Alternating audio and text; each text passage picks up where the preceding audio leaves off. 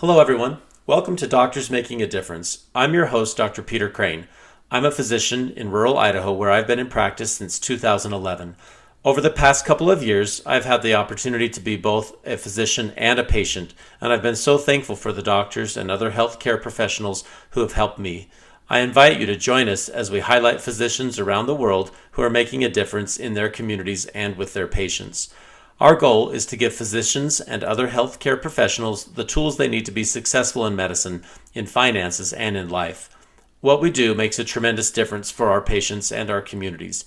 Please go to your podcast service or YouTube channel and give us a 5-star review and hit the like or subscribe button. It helps get the message out to others. You can also check out more content on our website, doctorsmakingadifference.com. Finally, if you would like to be on the show or have any questions or topics that you feel should be addressed on the show, please contact me. The easiest way to get in contact is to subscribe to the newsletter and then hit reply to any of the newsletter emails. Welcome to the Doctors Making a Difference podcast. Today we have my friend Bukhosi Dube who's here, and I really appreciate Bukhosi taking the time to come on. And Bukhosi, do you mind introducing yourself to our audience? Hey, Peter, it's good to see you again. It's been a very long time. My name is Yeah. Bukhosi Dube. I'm a physician by training and internal medicine doctor, and did primarily hospitalist for most of my adult life. I've transitioned to being the chief medical officer of a federally qualified health center here in Portland, Oregon. That's awesome. How long have you been in Portland? Moved here in 2011, July of 2011, shortly after residency in LA. Oh, that's awesome. Well, so as a background, Bukhosi and I went to medical school together at the University of Utah, and we knew each other during those years. I had a daughter that was born during that time, and I believe you did too. And Yes, I did. Yes, I did. kind of some special memories of that time. And you did residency, and so did I. But where did you end up doing your residency? Just tell the folks on our listening.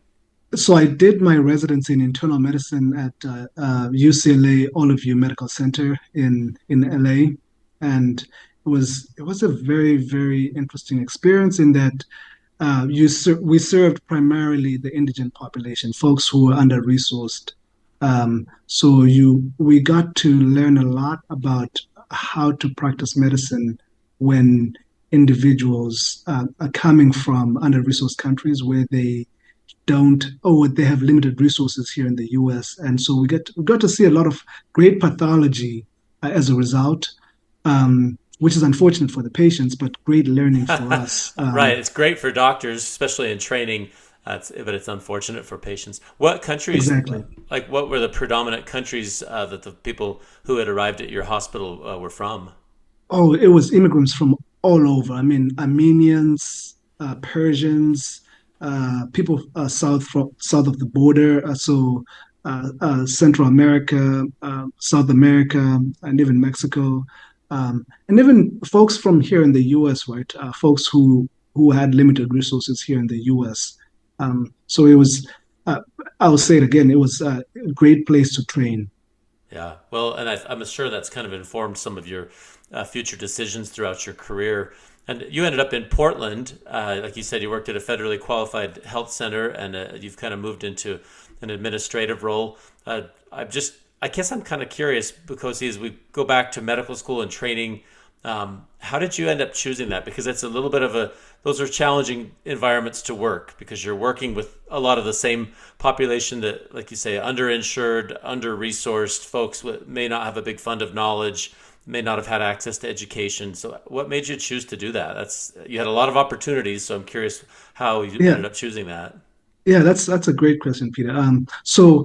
I actually did. I was a hospitalist for Kaiser Northwest Permanente, in Portland for about 5.5, 6 years, and then I switched to another organization called Legacy Health, which is now being bought out by Oregon Health Sciences University. But the time it was, and it's still independent. They haven't merged. They haven't merged just yet.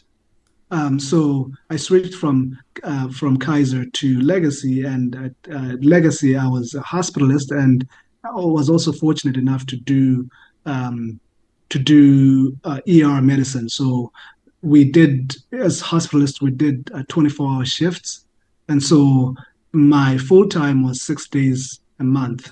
That was full time, but it was six 24-hour shifts, and Wow. then so I had a lot of free time. And my free time, I decided to dabble in ER medicine in a critical access hospital in Silverton.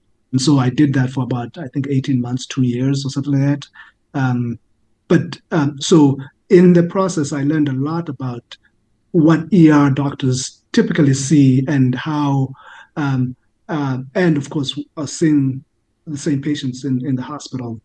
I got somewhat frustrated with the idea that a lot of the things that you see in the ER, a lot of the things that were taken care of in the hospital could have been better taken care of if patients had access to care or had really good had really good primary care in the outpatient setting. So I decided to go further. I naively thought I could make a big impact by going further upstream and taking care of folks as a primary care doctor. So I switched to a federally qualified health center, the Multnomah County Health Department, and I worked in their highest need clinic where they had a lot of immigrants. There are 90 languages spoken Holy in cow. that tiny zip code that I was in. And then the pandemic happened, and when the pandemic happened, a lot of things changed, and um, I was fortunate enough to join the COVID response and recovery unit in Oregon.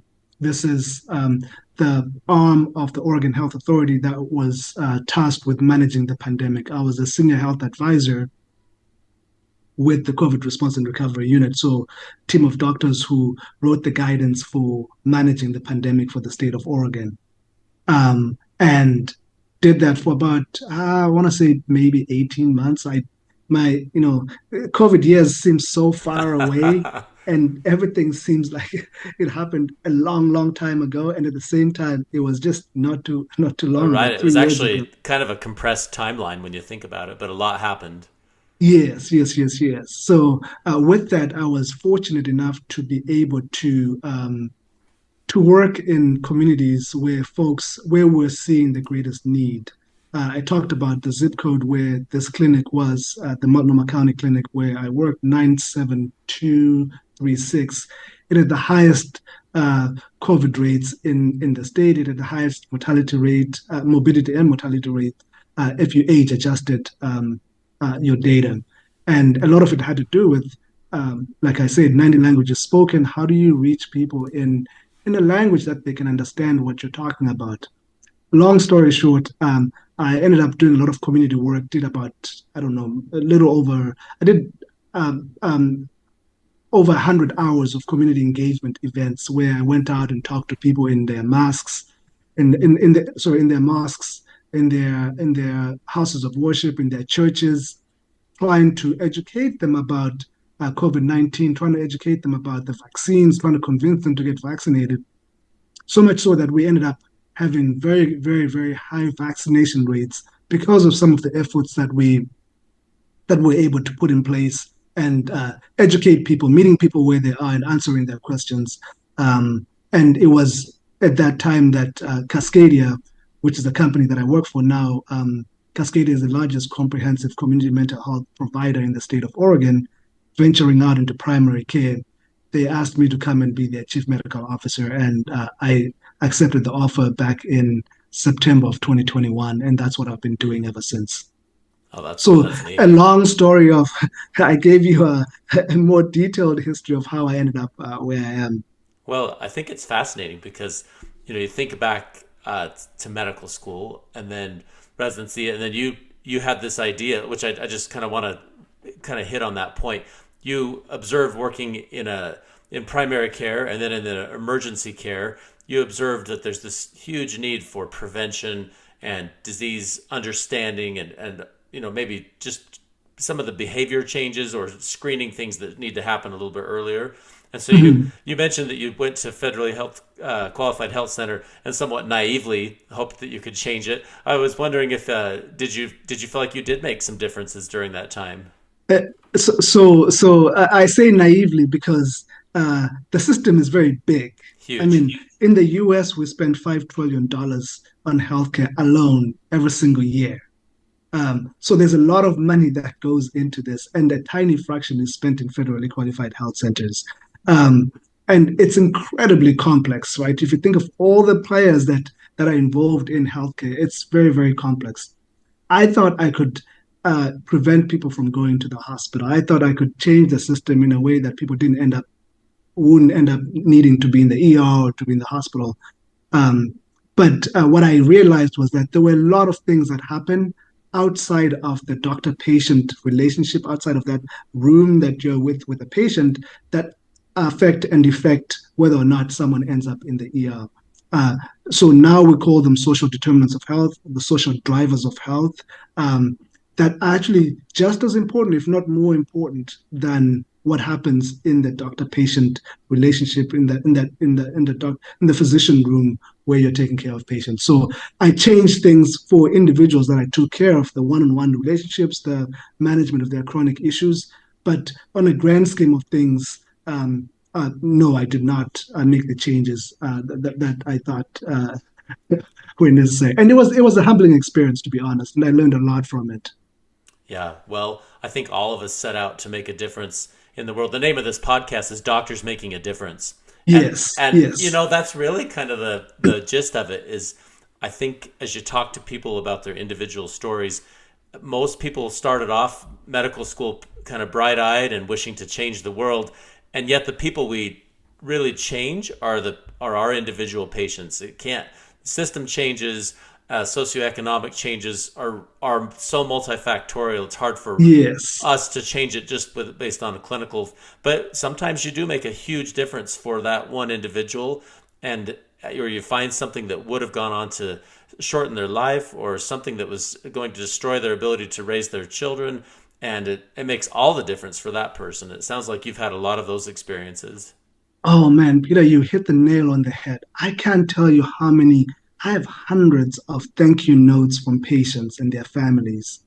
And so it shows you the impact that you have to those individual patients. And it's quite humbling to be to be in that situation, right? To realize that your work is improving the lives of others, or even if they end up dying, that they died with dignity, that they were recognized, they were seen, they were taken care of in a manner that respected their individuality, that respected who they were. So you hit the nail on the head. So thank you for highlighting that. Oh yeah, because as we go through this, do you have any stories or anything you like? Any specific? You can't share HIPAA stuff, but I wondered if you had any stories of any patient interactions where you would say, "Hey, that one time that made a big difference in somebody," or some kind of any remarkable experience you want to share with our audience. I have quite a few stories that come to mind. There's one that really that touches me to no end. Even to this day, when I think about it, I almost tear up. It was I think she was in her mid 50s, had a lady who had breast cancer, and it had progressed, and it was terminal, and she wanted to see the sunset one last time. Mm. But not just that, she wanted to enjoy a glass of wine as the sun is setting. Mm-hmm. And her family kept on saying, you need to keep on fighting. You need to. And I kept on, I was just there as a mediator, just helping them understand the disease process. Um, when I realized that she was close to the end and we still had not carried out her wishes, the hospital had a policy of no alcohol in the building. Um, I I drove down to Costco. This is maybe 10 years ago. I drove down to Costco, Mm-hmm. got a bottle of wine, got plastic cups, uh, took it to the hospital. Had a roof that was open, and I took everything up there, and then put her in a wheelchair. Asked her family to come along, and she was surprised. She was shocked that uh, uh, I had gone the extra mile and violated hospital policy as well. And I would not encourage anyone to do that, right? No, of course not. But But what a unique but circumstance. yeah, and she got up there, and as the sun was setting, my shift was over. But I just sat there with her and poured the glass of wine for her, and she wept. I mean, but it was tears of joy. It was tears of gratitude, and it was so beautiful. And she passed that night. Mm. And her husband wrote me a thank you note, just saying, you know, we were not ready. We didn't know how close she was, but what you did in essentially violating hospital policy and doing this, bringing her to the rooftop and opening a glass, pouring a glass of wine for her, that really made her feel at peace. That allowed her to say that she was ready. She was ready to go. There was a Catholic family. They sent me a whole bunch of. They sent me a rosary, and they sent me these what are they called? Prayers, novenas, saying, "Hey, we'll pray this for you every year whenever the anniversary of the death of this lady." It's beautiful to see, to meet people where they are, and respect their personhood, as you treat them. Wow, that is such a cool experience. And, kind of like you said, it's easy to say, like, well, I'm just one cog in the wheel. I can't really make a difference. Somebody's got a policy. I don't want to get my wrist slapped, my hand slapped for doing something that's not quite within the lines. But we shouldn't violate policies. They're usually there for reasons. However, Yes, I've found, just like you have, the best thing I can do as a physician is take care of the patient that's in front of me. And yes, very true, very true. you've Yeah, probably found the same thing. Like I've sometimes gone on and I've felt, you take care of somebody for a while, and then you don't see them, and or maybe they switch to another doctor, and you're like, oh well, maybe they don't, maybe I did a bad job. But I found that most of the time people are really appreciative of the time you have taken with them and gone above and beyond to say, hey, this person needed this, and for whatever circumstances, I was there in their life at that moment, at that place where they needed me, and I was there, and sometimes I feel like I receive more than I give, as I talk to oh, people. I would say very often that's the case. that is so true, Peter. It takes me back to I don't know if you remember this, social medicine, fourth year medical school, Uh-huh. when we had that class in social medicine, and where we were Yeah. talking about, I still remember it like it was yesterday, where they said all you can do is take care of the individual in front of you, and that's all you can do. And respect the and honor the fact that, you have this obligation, and you have to meet people where they are, and take care of them the best way you can, uh, the way you would want your family member to be taken care of. Yeah, no, and I think it's good for all of us to reflect on this very topic. Like, why did I choose medicine?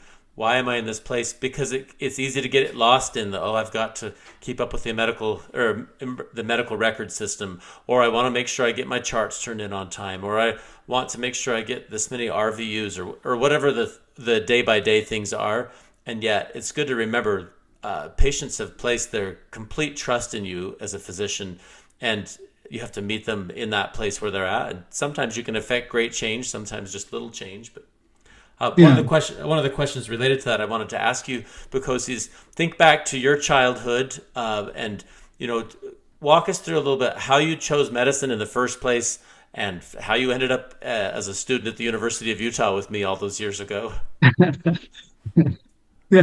So, uh, thank you for that question. I was born and raised in Zimbabwe, and I think I was about 12 or 13. I read a biography of Christian Bernard.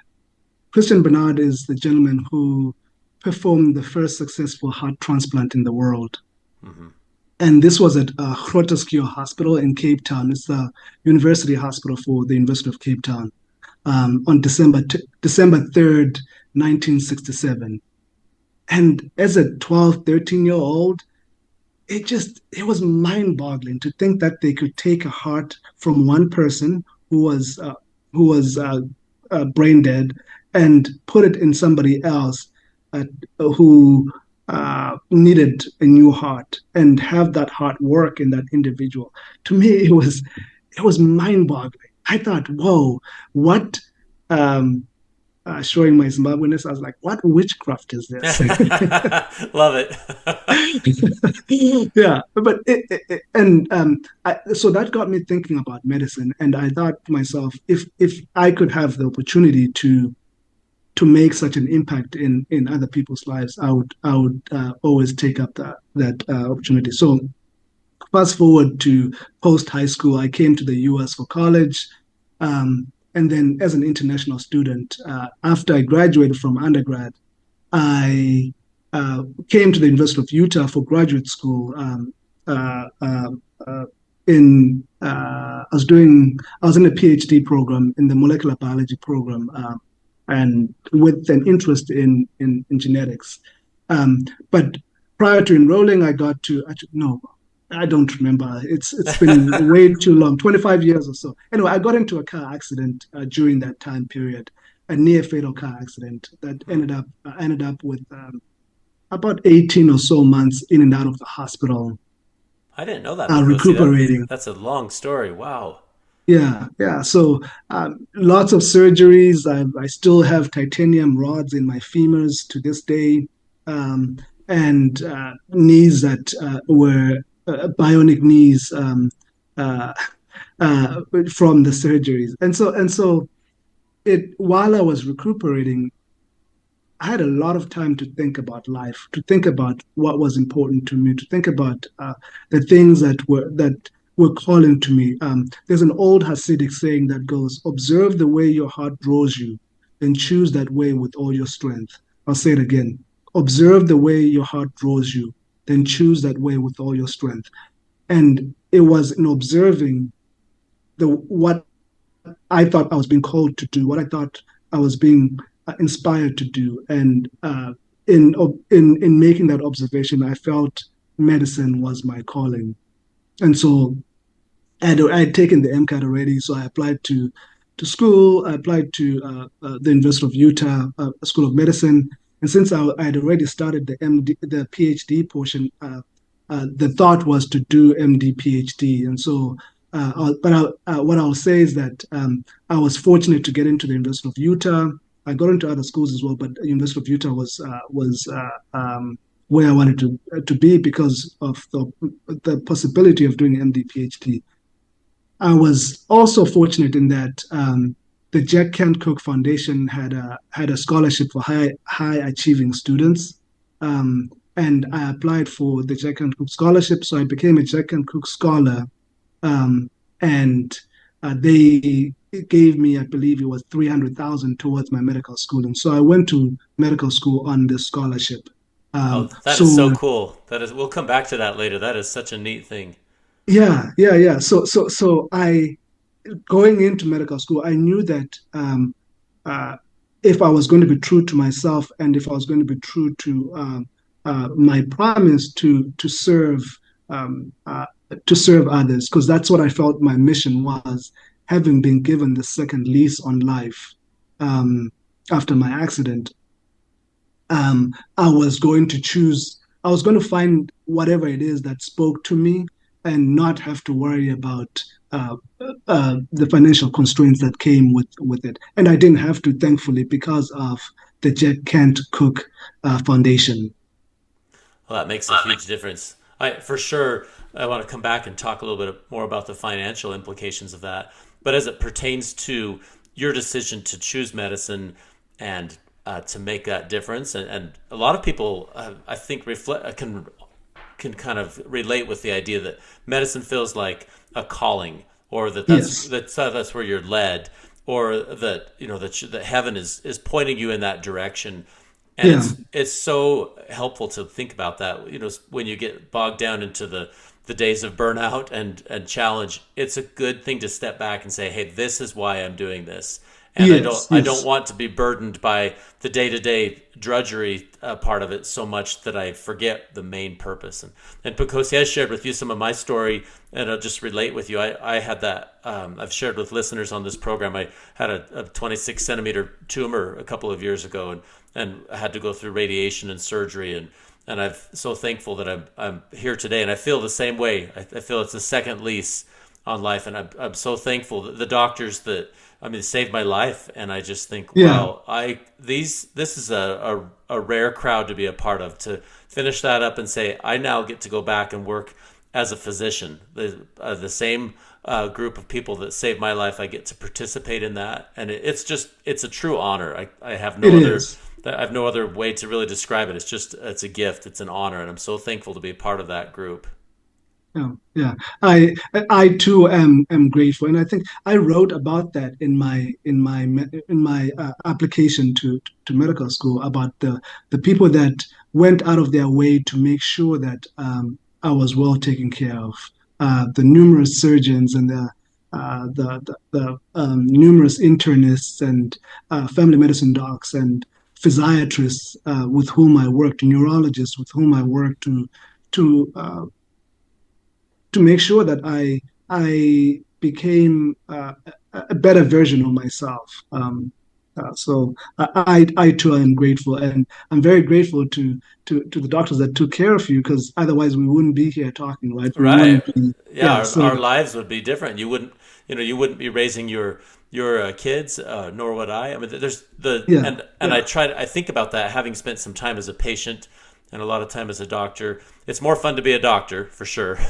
Yes, yes, yes, yes. That being said, I think about how individually meaningful those experiences are to me and to my Mhm, family. And mhm. we speak about the doctors that diagnosed and saved my life with great honor and respect and reverence. Like what you shared with that lady who you took care of on the night before her death. Her family will honor you for the rest of their mortal lives. Yes, yes, yeah. For what you did for that.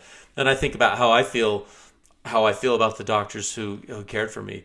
Dr. Scaife was our Courtney surgery. Scaife. Yeah, Courtney Scaife was our surgery clerkship director, and maybe she'll be upset that I have mentioned that, but she was the surgeon that took care of Yeah, me, and having gone from clerkship director all those years ago, and now to doing surgery on a one-time student. former That's student. Yeah. yeah, and that really was really powerful for me, and I'm very thankful to her and to others who went out of their way. So, well, So I, Bukosi, I oh, go I'll ahead. tell you a Yeah, quick yeah. I'll tell you a quick story. I did third year surgery clerkship with her Oh, and got she's a to neat know her lady. very well. She's a phenomenal human being, very compassionate, very caring, Yeah, amazing. and she puts her patients first. So she probably has no memory of who I am, no, but she made an impact on me in that I saw how she cared for her patients, and how she poured herself in with every patient that she took care of. You were the most important thing in that very moment that she was with you. So a shout out and nod to Courtney Scaife. Yeah, yeah. Both of us have a great honor for her. And it's maybe a good reminder for listeners, because there are a lot of people, a lot of us who participate in medical education of students, residents, other learners along the path, and you don't know what impact you have. But you and I can reflect on a person who had a large impact on our lives, and I hope that we can impart some of those same impacts on other learners that spend time with us, because those experiences are they're not insignificant. They make a big difference for not only patients we're caring for, but those. If you demonstrate compassion and that type of leadership, I think it really does ripple out, because other students see how that is done correctly, and it makes a difference in future generations of doctors. Yeah, she's truly a gold standard. I'll share a real quick story. Um, um, I ended up going to business school at University of Pennsylvania, Wharton, and got my MBA there. One of my classmates had pancreatic cancer prior to coming to business school, and he told me about. He lives in Idaho. He's a kidney doctor in Idaho, and he told me about how he had this phenomenal doctor at the University of Utah who who resected pancreatic tumor, and he's become very good friends with her. They go hiking, they do these difficult mountain peaks all over the world together. Um, and her name is Courtney Scaife. Oh, of And I course. just, it Of brought a course it big is. smile to my face. I was like, I know Courtney. She probably has no idea who I am, but I know her. She was my clerkship attending when I was a medical student at the University of Utah. Oh, So that's neat. I want to talk a little bit about how, as we've kind of talked about how you got into medicine and this amazing story of your life. Think about now, we're years into the career, kind of mid-career, both you and I are. And how do you deal with the burnout? Because I think it's real. I would dare say that every physician, after 10 or 15 years in practice, will have gone through a time where they feel discouraged, overwhelmed, feel like they don't make much of a difference anymore, or they find the work becomes repetitive, or they're so tired, so very tired that you can't really seem to pick up one foot and go any farther. And there's a lot of rah rah rah from non-physician leaders, but I don't feel like it helps that much. I found for myself the best things are to reflect on what difference I'm making for patients, and then also to take enough personal time to actually take care of myself and my family and pursue non-medical parts of my life. But I'm curious what you've found, Bukhosi. You've obviously done a lot of different things. What are some tips and tricks and wisdom you might share with listeners? so what I will say is it's very important to take care of yourself in whatever you do. It's very, very important to take time to do the things that you enjoy doing. Whether it's meditating, which I enjoy doing, whether I enjoy reading, I enjoy spending time with my wife, going on walks, visiting other people, sharing ideas, spending time with the kids. I enjoy to this day still exercise three, four, actually more like 4 or 5 times a week. Um, um, I I keep it well, not recently because I was in business school, but I used to keep a journal of my reflections, and then just a reminder that ultimately you're not doing this for yourself. Yeah, so it's important to remember that we are in medicine to take care of others. And when we do that, when you remind yourself why you're doing it, why you went into medicine to begin with, I think that grounds you, that gives you an opportunity to, at least for me, it recharges me to realize that it's not about me, it's about taking care of uh, your patients. It's about giving good care to your patients. Um, and that for me is what's rewarding, and that's what keeps me motivated to keep going, even when there's administrative burden, there's burnout, I feel tired. It's whenever I engage patients, I am recharged. It's like I think of Popeye the Sailor Man and how he eats spinach and he That's keeps your going. spinach. My spinach, Love it. engaging with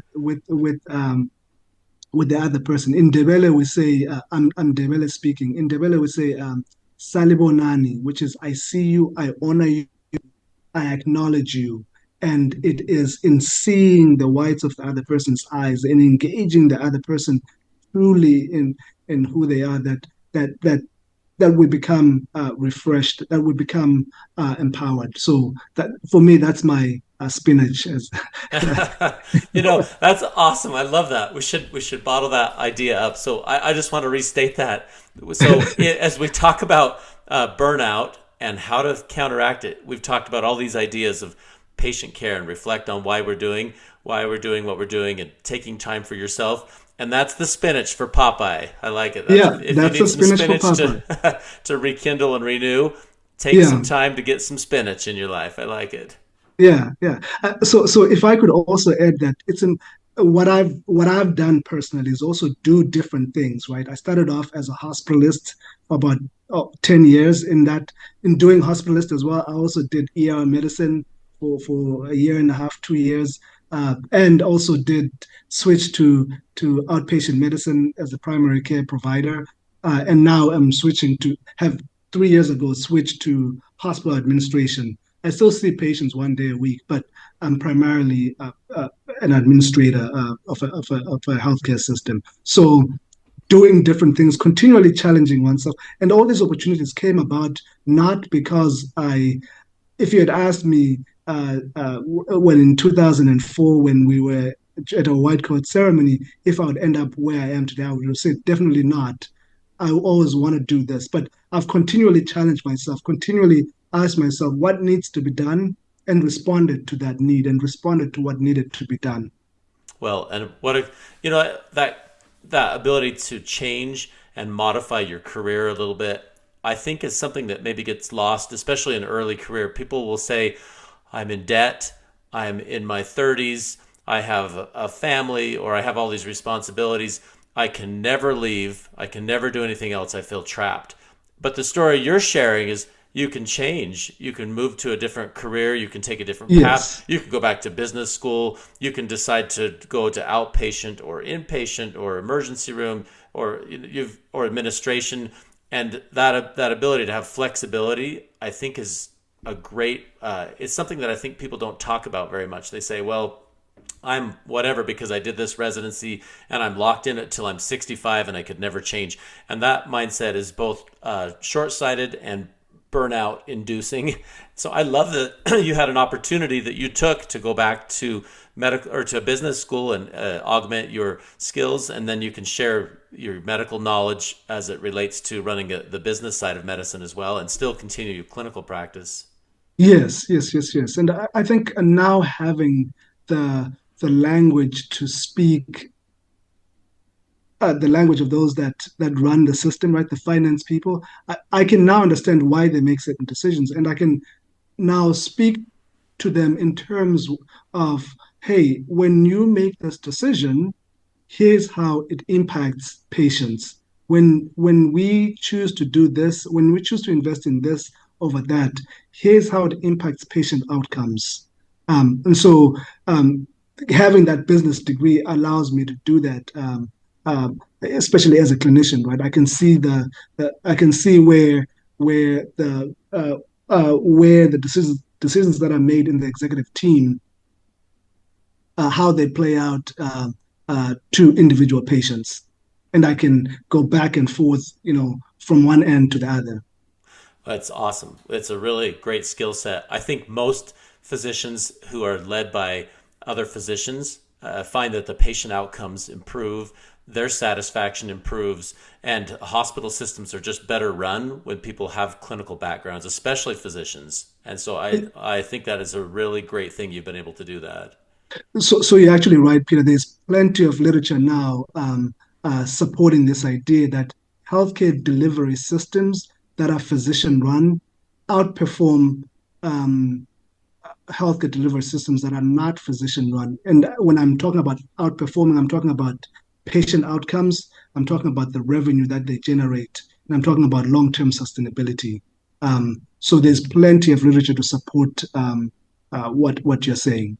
Yeah, this is an interesting statistic or a number I came across a while ago that in the United States there's only a little over 1 million licensed practicing physicians in the United States. It's really not that many relative to the population of the country and the expenditure of healthcare dollars for the system. And so, being a physician in a leadership position is kind of a rare of the rare.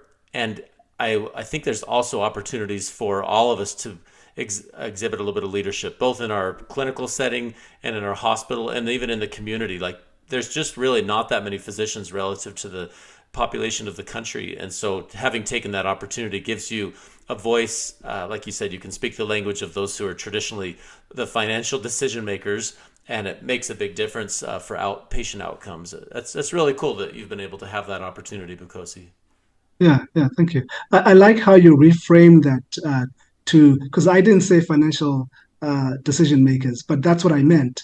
And you reframed it in those terms because, yes, not all decisions are financial decisions. And you said it perfectly. So yes, they are financial decision makers, and they have to be satisfied, because without money, without revenue, there's no mission. Yeah. Well, one of the things I wanted to ask you about is a little bit more about finance. You know, you have a business degree, you have a medical degree, you were the beneficiary of a wonderful scholarship. And I would say that for physicians who feel trapped, one of the ways to escape or to find your way out of the burnout cycle is to be financially free, or to say I'm making decisions based on my career, not based on desperation and financial indebtedness, or but rather I'm making this decision because this is what I want to do, or this is how I feel like I can make the biggest difference. And you've been able to have that.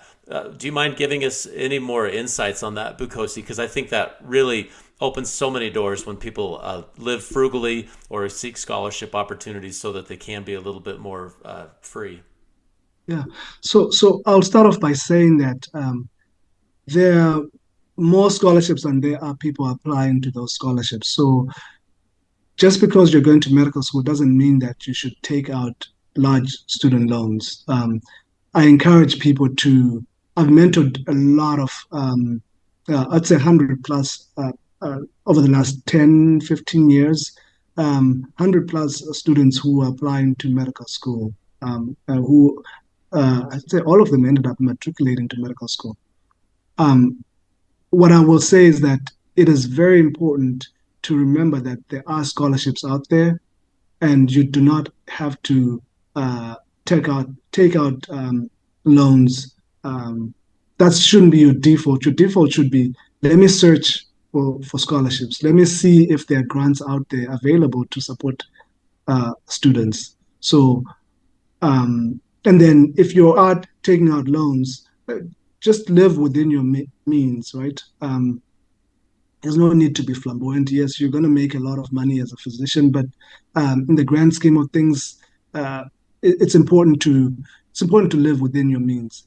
Um, then, lastly, I want to go back to uh, um, this idea that you have to stick to whatever it is that you're doing because of the loans that you have, or because of the financial obligations that you have, either to your creditors or to your family or to whoever. It's important that you always have a choice. You can choose to say, I've seen people who work in under-resourced areas where they don't get paid as much as the average provider. Folks who are working in FQHCs typically do not make anywhere close to folks working for big systems like Kaiser or Legacy. I'm using those as examples because that's what's available in my here in Portland. So you always have a choice to to the decisions that you make. I think that there's a saying by that Gandhi. I think Gandhi said this. Our greatness as humans lies not so much in being able to remake the world, as in being able to remake ourselves. So take that opportunity. Take that. Remind yourself of what's important to you, and respond to to that calling. I am not saying that you should go and work for an FQHC. I'm not saying that you should take a lower paying job. No, I'm simply saying that it's more, at least for me, it's more important to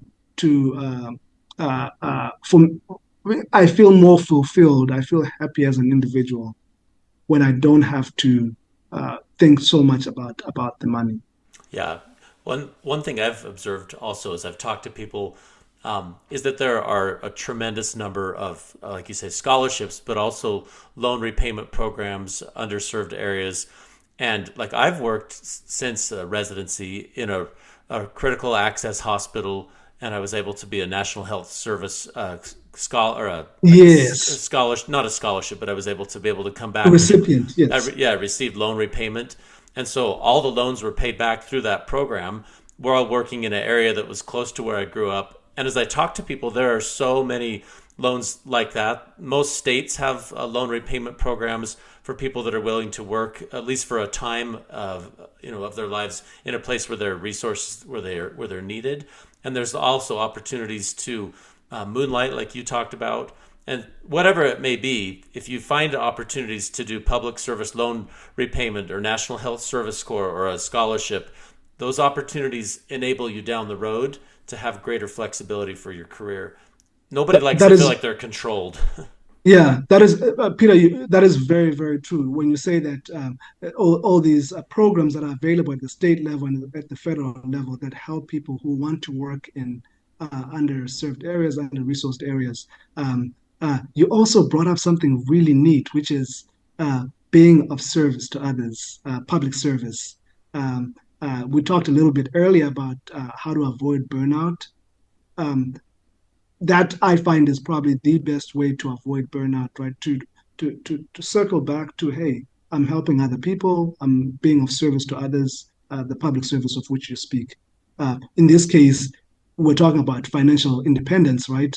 And Yes. how you can get financial independence by working in underserved areas, and also, by the way, it's recharging. Oh yeah. Well, and because I don't work for a federally qualified health system, but I have found where I practice that most primary care physicians who work in rural areas, they're quite busy because you're taking care of uh, a large scope of patient care from emergency room, inpatient, outpatient, nursing home. That the income is usually higher than people who work in suburban areas, and so people can get ahead financially. But the main thing, I guess the point I want to make is that as you get to your 40s, you want to achieve financial independence. Independence. And you Yeah. won't get there if you say, okay, I'm 30 or 32 years old and now I'm a doctor and I'm going to go buy $1 million house and a boat and a camper and we're going to have $20,000 worth of vacation every year. You won't get there. But if you live a little frugally in those first 7 or 8 years, try to live on, maybe half or 60% of what you bring home and put the rest toward things that are long-term savings tools. It really does produce it puts you on the path toward financial independence so that later when you say, I want to go get a business degree or I want to become an administrator or I want to start my own business or whatever it may be, or I want to work reduced hours, instead of finding yourself financially dependent, you find yourself independent, and then you make decisions. Independent. That the financial factor is the minority of the reason why you make these decisions, rather than the majority of of the reason. That is very true, Peter. You said it beautifully. Start saving as soon as you can. Yeah, And it's simple principles of economics, right? If you the earlier you serve, that interest will compound, and it'll make the world of a difference as you get older. yeah. So It start usually doubles saving as fast. if Yeah, you just do a simple S&P index fund. On average, the U.S. Based index funds, your whatever you put in will double after about 7 years, depending on yeah. the interest rates. But that's why if somebody was careful with their finances in those first few years after residency, it just sets you on this different path, and it's great. So save as much as Save, possible. Yeah, and the other one. live within your means. Oh Yeah, yeah, the other one that you've probably thought about, having gone through a life-threatening experience like I have, is have a little bit of disability and life insurance, because and I found when I found that crazy tumor and had that diagnosis, that was one of my first thoughts is I'm so glad that I have a disability insurance, because what if I go through this and I'm so disabled I could never work again, or I could never work a full-time job again. You have no idea, because our yeah, lives are pretty fragile, and it doesn't take very much to go from being able to not work and sustain your family in the same way. And yeah. you don't want that to be the thing that rules your mind at those moments. You want to say, well, financially I'll be okay, but I'm making these decisions so that I can go take care of the people I love and live the life that I want to live. The for me, how I got to life insurance was unfortunately my brother passed away in January of 2004, Oh, I'm sorry. Wow. and it was a shock. I mean, he was in his 20s. He was my older brother. He was in his 20s, and um, it hit me that we are mortals. We are mere mortals, and there will come a time when I will pass from this earth. And it got me thinking that I need to make sure that there is, if I were to pass, there is some sort of remuneration that can come to my loved ones that will take care of them when I'm gone. And I bought my first life insurance policy in my 20s after my brother passed away in 2004. Um, and I've had life insurance policy ever since. And with that, I was with a company that didn't just do life insurance policy; they also did uh, um, investment advice, wealth management. And so, the guy that I worked with always encouraged me to just put a little money aside, whatever you can, whether it's $100, put it aside so that, like you were saying, it compounds and it doubles every 6, 7 years, and so it adds up. What you put away in your 20s, by the time you're in your 40s, has grown significantly. So Yeah, it makes invest as such soon as possible. makes such a difference. Like these principles are simple, and yet I find so many people don't abide by them. Put some Yeah, money aside, have life insurance, get some physician own occupation disability insurance, do what you need to do to take care of your financial house so that when you inevitably experience some burnout in your 40s and you need to make a career change of some type, you're not financially stuck. You say, yeah, I can do these things because I love my patients. I found this true meaning in serving the people who entrust me with their care, and it allows me to become the best version of who I need to be and still take care of my family or go do some of those things that I find the most fulfilling in my life. But yeah, yeah. well, Bukhosi, I just have loved this interview. It's been so fun to feel your energy and your excitement. I can tell you still have a passion for what you do, and it's awesome. I love that you shared the, what kind of witchcraft is this? And so I hope that we can keep doing positive things for our patients and keep making a difference like you've been doing for all these years. Yeah, Peter, it's so good to reconnect with you. You are always a very kind and conscientious human being. I am honored to be part of your journey. I'm honored that we reconnected, and thank you very much for having me on this show. Thank you, Bukhosi. I hope we get to talk again soon. Take care, my friend. Thanks.